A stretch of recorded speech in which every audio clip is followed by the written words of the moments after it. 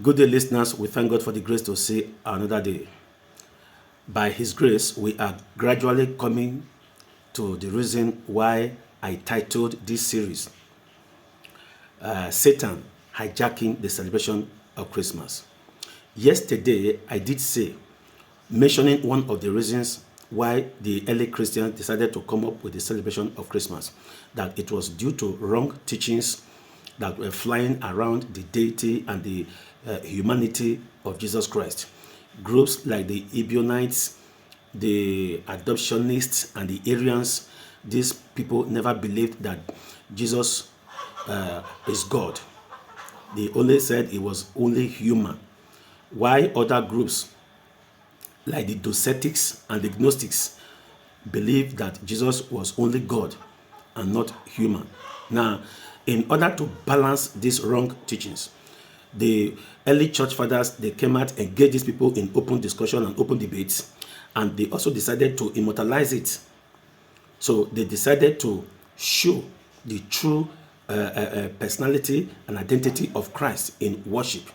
Then another reason why they decided to go into the worship of the celebration of Christmas every year was to demonstrate to the whole world how God himself became a man in order to save man from damnation.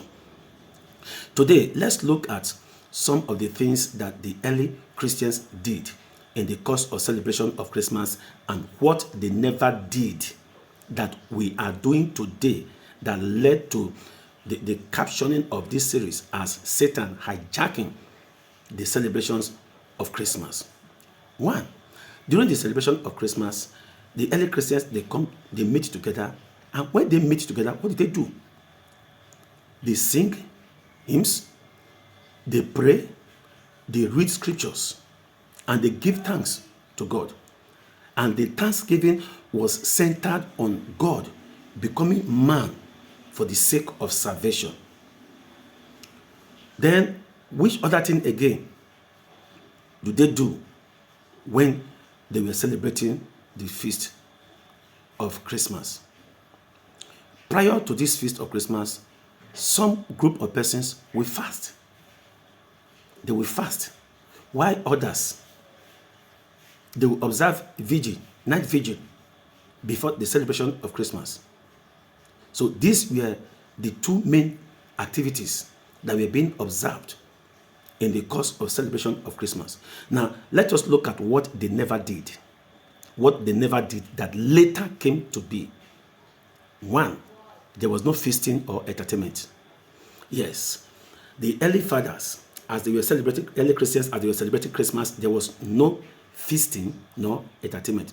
This ravishless eating and drinking to stupor, this life of debauchery that has been injected into the celebration of Christmas was not there from the beginning. It wasn't there. Then another thing that was not part of the celebration of Christmas from the beginning was decoration of homes and decoration of worship centers. It wasn't there. They never went into decoration and beautification of places for the sake of celebration of Christmas. Then number three thing that they never did, there was no gifting. There was no giving of gifts, exchange of gifts during this period of celebration. The early Christians made the celebration of Christmas purely spiritual, an act of worship. If you look at it, the meaning of Christmas simply means the service held in honor of Christ. Service, so they were coming together to honor the personality of Christ. They were coming together to honor Christ.